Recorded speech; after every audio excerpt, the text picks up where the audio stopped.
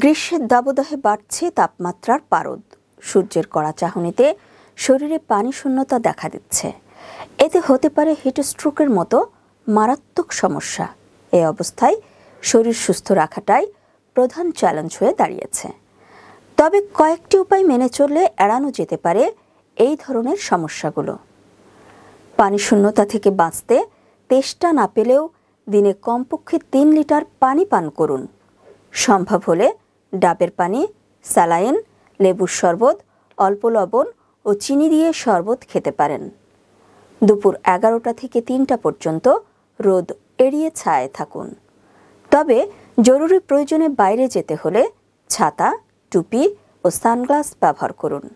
সঙ্গে অবশ্যই পানির বোতল রাখুন। ঢিলেঢালা ও হালকা রঙের সুতি কাপড়ের পোশাক পরার চেষ্টা করুন।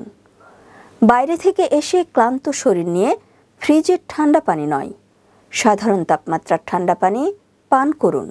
এছাড়া গরমে মন ও শরীরকে সতেজ এবং সুস্থ রাখতে গোসলের কোনো বিকল্প নেই।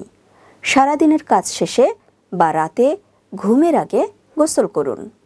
তীব্র দাবদাহে হাই প্রোটিন, অতিরিক্ত তেল ও মশলাযুক্ত খাবার, ফাস্টফুড ও কোমল পানীয় এড়িয়ে চলুন। তবে হিটস্ট্রোকের কোনো লক্ষণ দেখা দিলে দ্রুত চিকিৎসকের পরামর্শ নিন।